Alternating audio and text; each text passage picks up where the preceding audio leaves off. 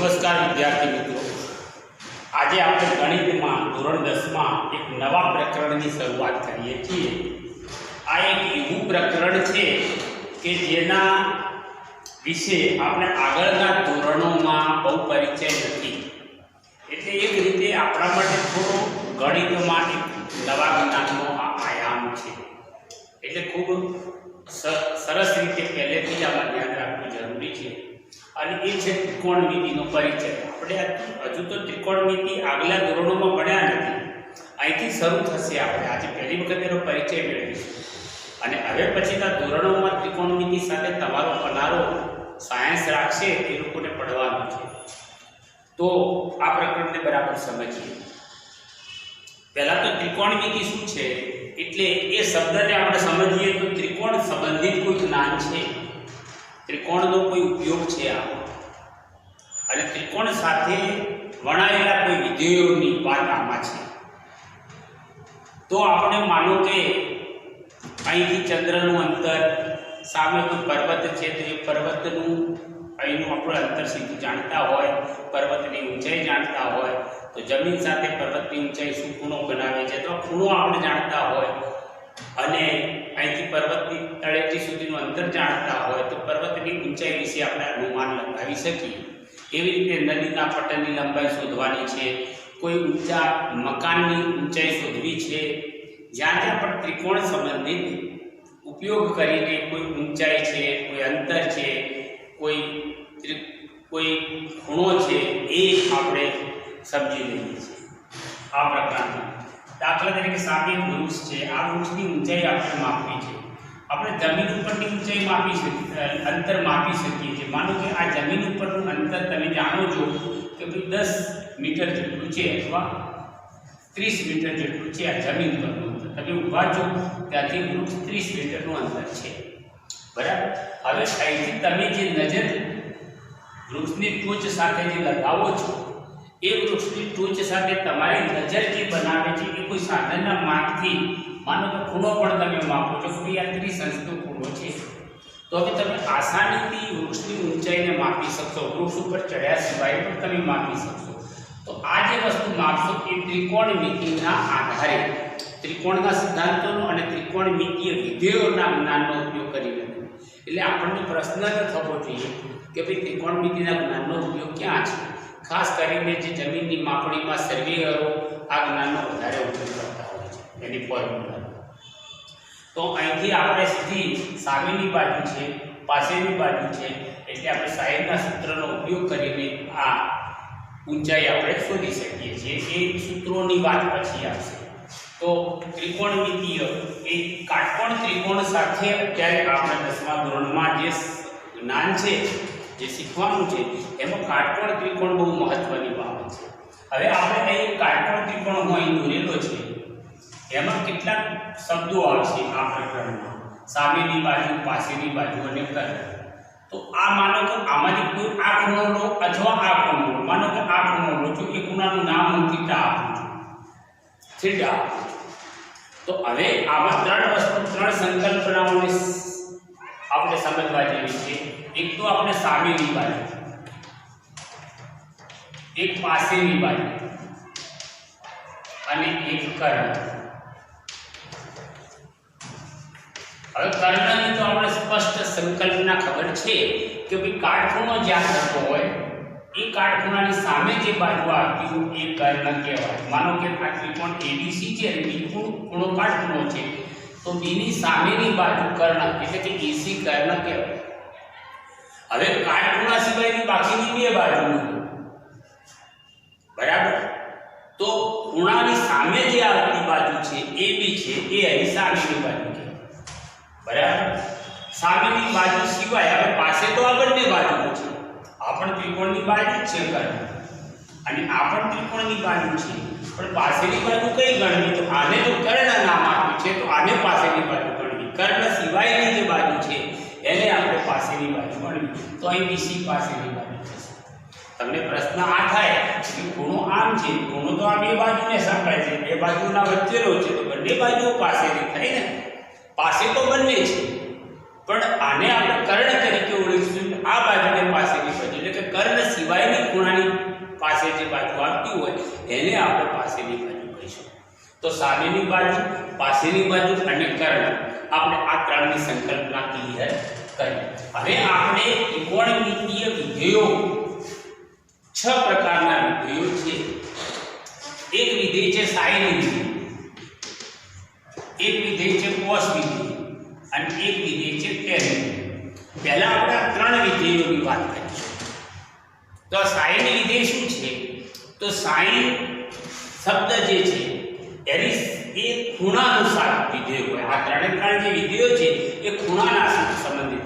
માનો કે તમે સાઇન એ છે તો એ ખૂણાનું સાઇન વિધેય કહેવાય, પણ એની જગ્યાએ તમે સી લો છો તો સી ખૂણાનું સાઇન વિધેય કહેવાય. અહીં આપણે કાટ ખૂણા સાથે આ વિધેયને અત્યારે જોડતા નથી. બરાબર? કાટ ખૂણા સિવાયના બે ખૂણા જો તમારે a નો સાઇન શોધવો હોય તો સાઇન a લખો, c નો સાઇન શોધવો હોય તો સાઇન c લખો. અને a અને c માં ન પડવું અને ખૂણાનું તમે નામ આપો છો તો સાઇન થીટા લખો. હવે આ સાઇન વિધેય શું છે આપણે એને સમજીએ. આમ તો 6 વિધેય છે, અત્યારે હું 3 લખું છું. તો સાઇન વિધેય શું છે? તો તમે જે ખૂણાનું સાઇન વિધેય શોધવું હોય, માનો કે આ ખૂણો જે c ખૂણો અને એ સાઇન c શોધવું છે, અથવા આ ખૂણાને થીટા નામ આપો તો સાઇન થીટા શોધવું છે. અર્થાત કે આ ખૂણાનું સાઇન વિધેય એટલે શું? આ ખૂણાનું થીટા ખૂણાનું સાઇન વિધેય એટલે શું? તો સામેની બાજુ અને કર્ણનો જે ગુણોત્તર થાય એને આપણે સાઇન એ ખૂણાનું સાઇન વિધેય કહેવાય. કાટકોણ ત્રિકોણમાં કાટખૂણા સિવાયના કોઈ પણ ખૂણાનું સાઇન વિધેય શોધવું હોય તો એ ખૂણાની સામેની બાજુ અને એના કર્ણનો ગુણોત્તર, અર્થાત કે સામેની બાજુ અને કર્ણનો ગુણોત્તર થયો એને સાઇન વિધેય કહેશું. તો હવે તમે સ્પષ્ટ સમજી શક્યા છો કે ભાઈ ચલો સાઇન તમારે એ ખૂણાનું સાઇન વિધેય શોધવું છે તો એ ખૂણાની સામેની બાજુ કઈ આવે છે? BC. અને એનો કર્ણ કયો આવે છે? AC. તો આ BC અને AC નો જે ગુણોત્તર થશે એને ખૂણા A નું સાઇન વિધેય કહેવાય. ખૂણા A નું સાઇન વિધેય એટલે કે સાઇન A કહેવાય. સમજાયું? એવી રીતે સાઇન વિધેય અર્થાત કે કોઈ પણ ખૂણાનું સાઇન વિધેય અર્થાત એ ખૂણાની સામેની બાજુ અને કર્ણનો ગુણોત્તર. તો હવે તમને ખ્યાલ આવી ગયો છે. બરાબર? ચલો થીટાની જગ્યાએ હું અહીં c લખું છું, ચાલો, અથવા sin c લખું. તો sin c એટલે કે c ખૂણાની સામેની બાજુ અને એના કર્ણનો ગુણોત્તર એટલે કે AD અને કર્ણ AC નો ગુણોત્તર. હવે તમે આ ખૂણો લીધો છે તો આ સામેની બાજુ છે. આ યાદ રાખો, સ્પષ્ટ સામેની બાજુ અહીં લખી નાખો એટલે તમારે ભૂલ ન થાય. કર્ણ તો આ ખૂણાની આગળની પાસે છે તો આ કર્ણ છે તો આ પાસેની બાજુ. આપણે અત્યારે c ખૂણા સંબંધિત લઈએ છીએ ત્રણે ત્રણ વિધેય. બરાબર? એવી રીતે એ સાથે લેવું હોય તો પણ લઈ શકાય. ચલો હવે કોસ વિધેય એટલે શું? તો જે તમે સામેની બાજુ અને કર્ણનો ગુણોત્તર સાઇન વિધેય મળે છે c નું, એવી રીતે ખૂણા c ની પાસેની બાજુ અને કર્ણ લેશો એનો ગુણોત્તર લેશો તો કોસ વિધેય મળશે. અર્થાત કોસ c એટલે શું? કોસ વિધેય લેવું હોય તો તમારે પાસેની બાજુ અને કર્ણનો ગુણોત્તર લેવાનો. સાઇન વિધેય લેવું હોય તો સામેની બાજુ, એટલે સાઇન નું સૂત્ર થયું સામેની બાજુ ભાગ્યા કર્ણ. તો સાઇન શબ્દ આવે છે, સાઇન ખૂણાનું સાઇન, સાઇન વિધેય હોય તો સામેની બાજુ ભાગ્યા. અહીં 7 છે, અહીં 7 છે, એટલે તમારે સૂત્ર યાદ રાખવાનું બહુ સરળ પડશે. હવે કોસ ની અંદર 7 નથી આવતો તો 7 સિવાય શું વધ્યું? પાવતું. તો પાસેની બાજુ ભાગ્યા કર્ણ એટલે કે BC અને DC નો ગુણ. એટલે તમારે આ રીતે યાદ રાખવું હોય તો પણ તમે આસાનીથી યાદ રાખો કે sin થીટા બરાબર થીટાની સામેની બાજુ ભાગ્યા કર્ણ. નીચે તો કર્ણ આવશે cos થીટા બરાબર નીચે તો કર્ણ આવશે બંને, પાસેની બાજુ ભાગ્યા કર્ણ. તો ત્રિકોણમિતિમાં ખરેખર તો મૂળભૂત વિધેયો આ બે છે. બાકીના જે 4 વિધેયો છે એ આના ઉપરથી બનાવેલા વિધેયો છે. અર્થાત તમારે હવે આ tan વિધેય લેવું છે. તો tan વિધેય લેવું હોય તો tan વિધેય વાસ્તવમાં શું છે? sin અને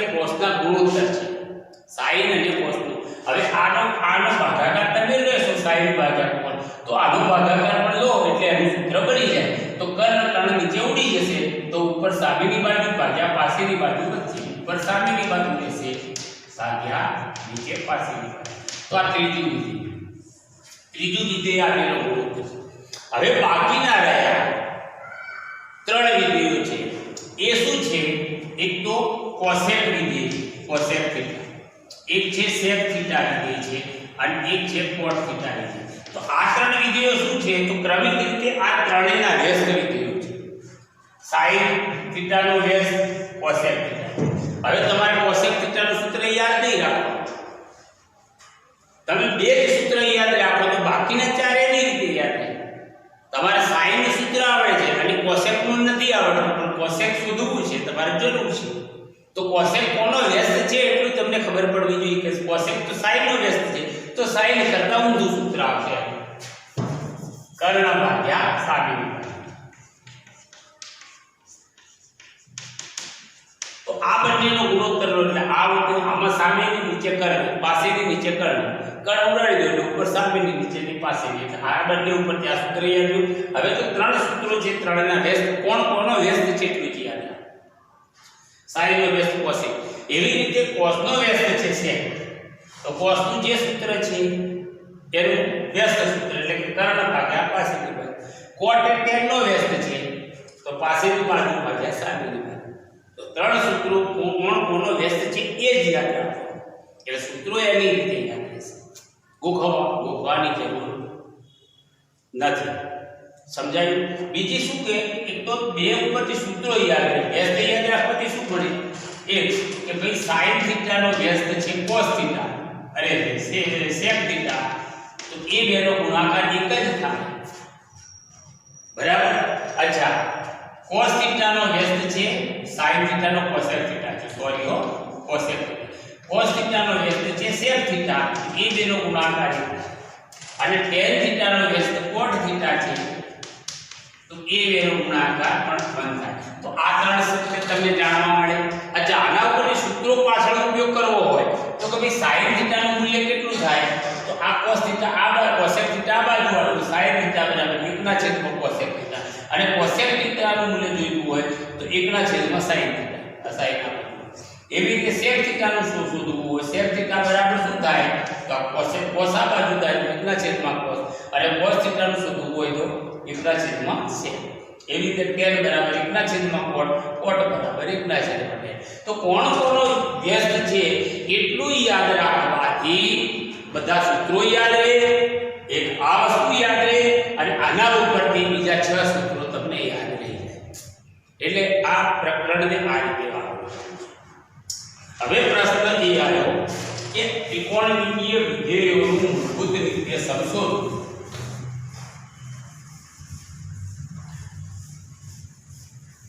ત્રિકોણમિતીય વિધેયોનું મૂળભૂત નિત્યસમ.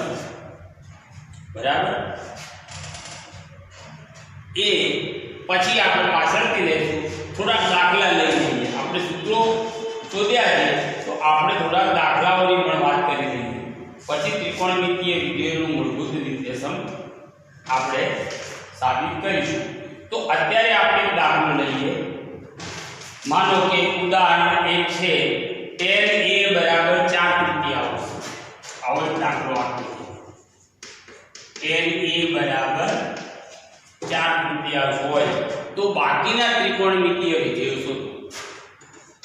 તો બાકીના ખૂણા a ના ત્રિકોણમિતીય વિધેયો શોધો. ખૂણા a ના અન્ય ત્રિકોણમિતીય ગુણોત્તરો શોધો. ખૂણા a ના બાકીના સદગાઢ ખૂણા a ના અન્ય ત્રિકોણમિતીય ગુણોત્તરો શોધો. આ એક દાખલો સમજી લો તમે. બરાબર? ખૂણા a ના ત્રિકોણમિતીય ગુણોત્તરો શોધો. ચાલો હવે હું ફરી એક ત્રિકોણ દોરું છું. બહુ સરળ રીતે આપણે વાપરીશું. ઘણી બધી રીતો હોય છે, એમાં સરળ રીતોમાં આપણે પડવાનું છે. ચલો કાટખૂણા સિવાય ગમે તે ખૂણો a લઈ લો. આ માનો કે ખૂણો a છે. જે નામ આપવું હોય એ બી સી, માનો કે આને બી આપો છો આને સી, ત્રિકોણ એબીસી માં કાટકોણ. તો તમારે ખૂણા એ નાખી પણ અહીં પહેલા તમે ખૂણો દોરી નાખો એટલે તમને ક્લિયર થઈ જશે કે ભાઈ આ એની સામેની બાજુ આ જ છે. એ લખી જ નાખો એટલે યાદ. હવે આ બંને પાસે છે એના, તો આ કર્ણ હોવાથી આ પાસેની બાજુ થાય. હવે પડી આ સામેની બાજુ. આટલું ક્લિયર છે, આપણે આગળ શીખ્યા. બરાબર. હવે આપણે સૂત્રો લીધા હતા. સાઈન નું સૂત્ર સામેની ભાગ્યા કર્ણ, કોસ નું સૂત્ર પાસેની ભાગ્યા કર્ણ, કર્ણ કર્ણ ઉડાડો એટલે tan નું સૂત્ર સામેની ભાગ્યા પાસેની બાજુ. તો tan નું સૂત્ર શું થાય? સામેની બાજુ ભાગ્યા પાસેની બાજુ. આ સૂત્ર તમને યાદ છે tan નું? બરાબર. ચલો 4 છે. યાદ ના હોય તો લખી નાખજો. સાઈન બરાબર સામેની ભાગ્યા કર્ણ, કોસ બરાબર પાસેની ભાગ્યા કર્ણ. આ બે યાદ રહેવા છે, બે તો યાદ રહે છે. અને tan બરાબર કર્ણ ઉડાડી દો સામેની ભાગ્યા પાસે. આ ત્રણ યાદ રહે, ઘણા થઈ ગયા. ચલો હવે સામેની બાજુ આમાં કઈ છે? તો BC છે. તો BC ભાગ્યા પાસેની બાજુ કઈ લખેલી છે? AB છે. તો AB બરાબર 4/3. હવે આ વસ્તુ છે એ BC ની કિંમત 4 છે અને AB ની કિંમત 3 છે એવું નથી. આ બેનો ગુણોત્તર આપ્યો છે. અર્થાત તમે કે ધારી નાખો BC બરાબર 4 કે ધારી શકો, પણ એની સાથે 8/6 પણ હોઈ શકે એટલે કચરાનો ગુણાયેલો હશે. તો BC બરાબર તમે સુધારશો 4 કે ધારો. સામ તમે AB બરાબર 3 કે ધારો. આટલું સમજાય? ચલો હવે આ બધું કાઢી નાખો. ચલો BC બરાબર કેટલું? 4 કે અહીં લખી નાખો 4 કે. AB બરાબર કેટલું? 3 કે. હવે આ બે બાજુ તમે જાણતા હો તો પાયથાગોરસની આ સાત તમે જાણી શકો. અને કાટકોણ ત્રિકોણમાં તમને યાદ છે કે 3 over 4 હોય તો કર્ણ 5 કે આવશે. હવે 3 4 હોય તો 5 આવે છે. તો પાયથાગોરસનું સૂત્ર વાપરો કે ભાઈ AC નો વર્ગ બરાબર કાટકોણ સમાપ્તિ બે બાજુના વર્ગનો સરવાળો એટલે કે BC નો વર્ગ અને AB ના વર્ગનો સરવાળો. AB નો વર્ગ વત્તા BC નો વર્ગ બરાબર AB નો વર્ગ કેટલો છે? આ 4 કે નો વર્ગ એટલે બંનેનો વર્ગ કરવો પડે. 4 નો વર્ગ 16 થાય, કે નો ન થાય તો લખવો પડે 16 કે નો વર્ગ. એવી રીતે BC નો વર્ગ આનો વર્ગ લખવો હોય 3 નો વર્ગ 9 થાય અને કે નો ન થાય તો લખી રાખો કે નો વર્ગ. એટલે 16 કે નો વર્ગ અને 9 કે નો વર્ગ. 16 કે ના વર્ગમાં બીજા 9 કે ના વર્ગ ઉમેરો તો 25 કે નો વર્ગ થશે. ચલો આ બાજુથી વર્ગ કાઢી નાખો તો આ બાજુ પર કુલ દો 5 કે. તો ચલો આનું મૂલ્ય પણ તમને આવી ગયું 5 કે. હવે તમારે જે શોધવું હોય શોધો. તેમ તો તમને મળેલું છે, બાકીના 5 શોધવાના છે. ખરું? 5 માં કયું શોધશો? ચલો sin, પહેલો આપણે sin શોધીએ. ચલો sin A બરાબર શું થાય? sin નું સૂત્ર sin સા. તો sin નું સામેની બાજુ ભાગ્યા કર્ણ એટલે કે BC ભાગ્યા AC એટલે કે 3 કે ભાગ્યા 5. સામે આ ખૂણાની સામે આપી હોય એ ભાગ્યા કર્ણ એટલે કે 3 કે ભાગ્યા 5. કે કેવું લીધું? તો sin A બરાબર શું થયું? 3. હવે cos A બરાબર શું થશે? cos A બરાબર પાસેની બાજુ ભાગ્યા કર્ણ. તો આ ભાગ્યા આ કરો એટલે કે ઉડી જશે તો 4/5. 4/5 આ બીજું પણ મળ્યું. હવે tan તો તમને આપેલું જ છે બરાબર. tan તો શું છે? તમને આપેલું છે. હવે આયા મેં હમણાં વાત કરી એમ એક તો sec શોધવાનું છે. sec A શોધવાનું છે. પછી cosec A શોધવાનું છે. અને કોટ એ શોધવાનું છે. હવે તમારે અહીંની જરૂર નથી, આ ત્રણ મળી જાય એટલે તો કોણ કોનો વ્યસ્ત છે એટલું જ યાદ રાખવાનું. તો આ સેક એ કોસનો વ્યસ્ત છે એટલું યાદ હોય તો કોસ કરતા કોસનો જે જવાબ મળે એનો વ્યસ્ત લખી નાખો 5/4. વ્યસ્ત સૂત્ર વાપરો તો ચાલે. ચલો કોસનું સૂત્ર શું? પાસેની બાજુ ભાગ્યા કર્ણ હતું. તો સેકનું સૂત્ર નથી ઊંધું, કર્ણ ભાગ્યા પાસેની બાજુ એટલે 5/4. એ કેવડી જશે? 5/4. એવી રીતે કોસેક એ સાઈન નો વ્યસ્ત છે. સાઈનનું સૂત્ર શું હતું? સામેની ભાગ્યા કર્ણ હતું. તો ઊંધું સૂત્ર શું થાય? કર્ણ ભાગ્યા સામે એટલે 5a/3 કે કેવડી જાય એટલે 5/3. અને કોટ એ tan નો વ્યસ્ત છે. tan જે ઊંધું સૂત્ર છે તો 3/4. તો આ રીતે તમને 6 વિધેય મળ્યા. એક આપેલું છે બાકીના 1 2 3 4 5 અને એક આપેલું છે 6 ત્રિકોણમિતિય વિધેયો તમને મળી જાય. બરાબર. તો આ રીતે બહુ સરસ મજાનો દાખલો છે. હવે તમે મૌખિક બી કહી શકશો. ચાલો હવે આપણે મૌખિક ગણવો છે આ દાખલો. ચલો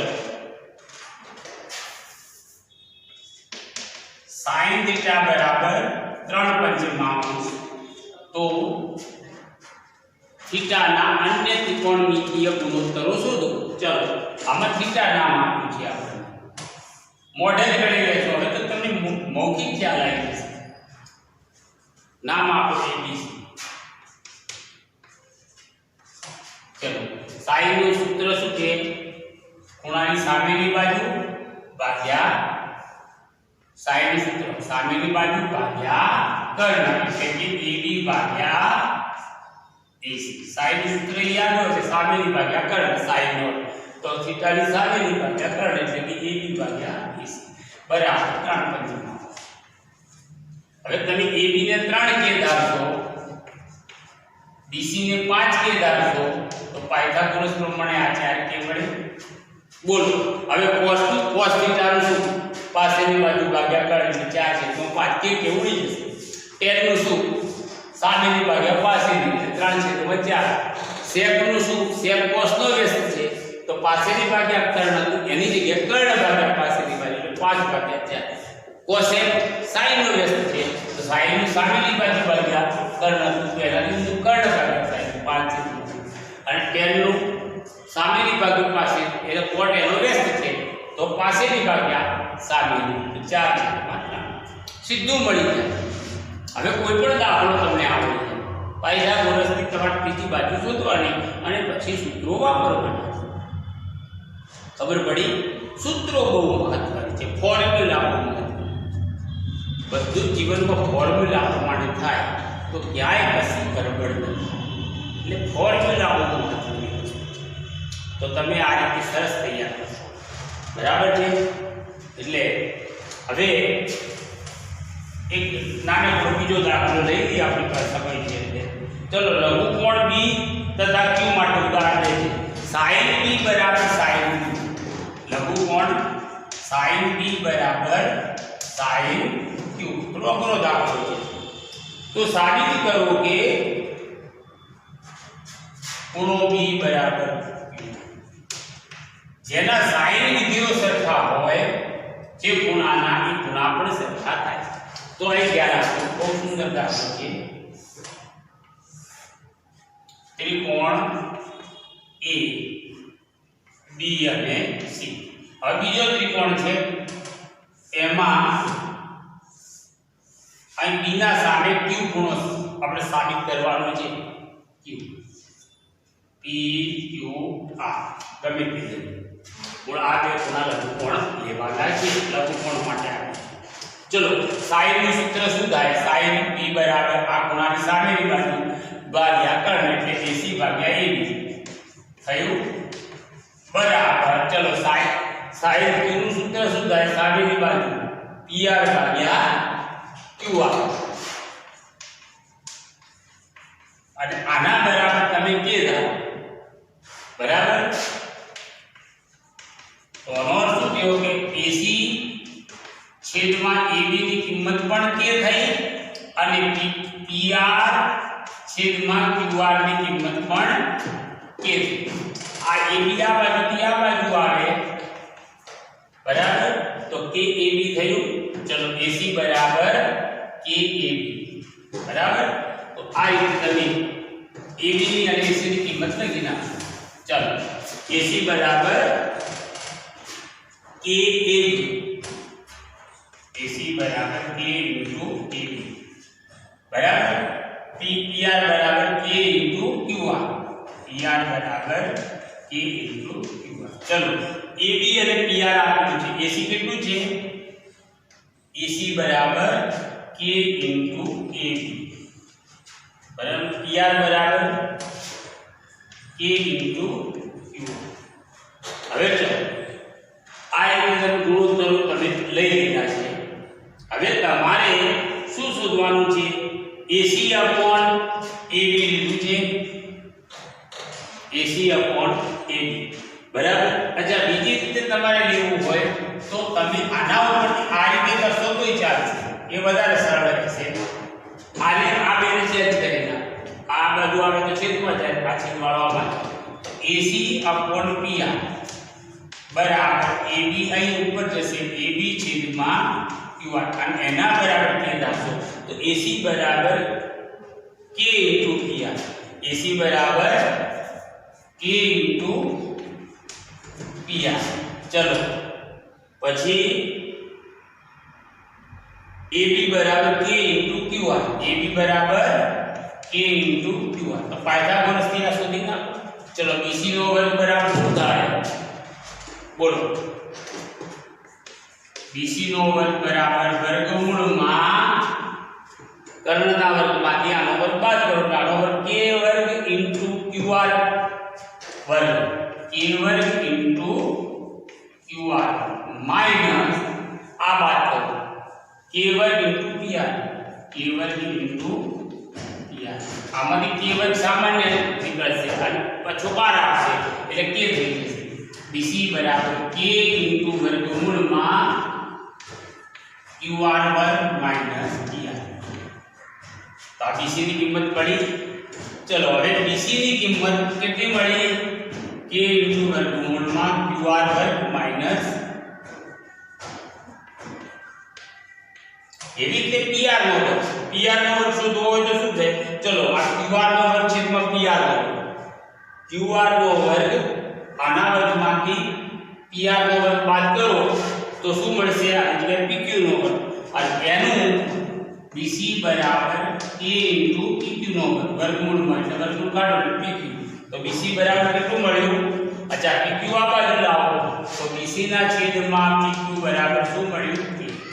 તો જુઓ આ બે ગુણોત્તર હતા ને, AB ના છેદમાં AC બરાબર, AB ના છેદમાં PR, AC ના છેદમાં PR.